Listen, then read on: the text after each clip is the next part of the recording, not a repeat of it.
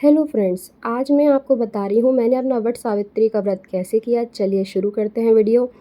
मैं ना एक वर्किंग हूँ, तो वर्किंग होने के साथ साथ पूजा भी मुझे मैनेज करनी है क्योंकि 9:30 से मेरा ऑफिस होता है।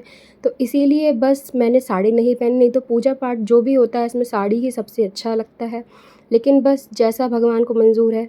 उसके बाद रात में मुझे मेहंदी लगाने का भी टाइम नहीं मिल पाया है, तो सर तो उसके लिए सॉरी। लेकिन आप लोग अगर नए नए न्यूली मैरिड हो या आपको ऑफिस से छुट्टी मिल सकती है तो आप रात में अच्छे से मेहंदी लगाएं, सुबह साड़ी पहनकर ही पूजा करें। ये देखिए बरगद का पेड़ है जहाँ सारी औरतें खड़ी होकर यहाँ पर कलावा बांध के पूजा करेंगी। उसके बाद मैंने सबसे पहले जल अर्पण किया, उसके बाद रोली चावल लगा करके या सिर पे चुन्नी लेकर के कलावा बांध के और फिर मैंने कथा कही। और इसमें आप ना सीज़नल फल चढ़ाए जाते हैं, कोई भी खरबूजा चढ़ा सकते हैं, आप आम चढ़ा सकते हैं। तो मैंने आम और केला चढ़ाया।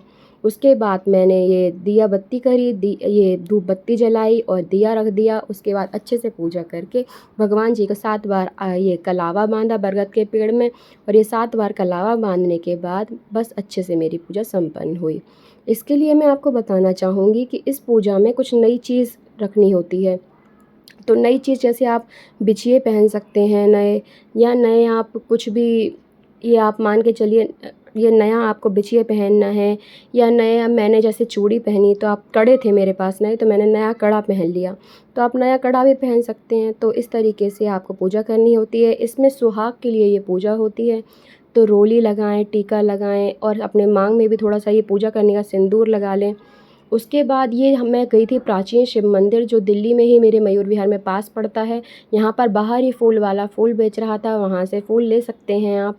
उसके बाद यहाँ पर ही बरगद का पेड़ मुझे मिल गया। वैसे मैं हर बार घर पर ही पूजा करती थी बरगद की टहनी मंगवा कर, लेकिन मुझे लगा कि बरगद जो है इसकी पूजा हम इसीलिए करते हैं क्योंकि हमें ऑक्सीजन देता है।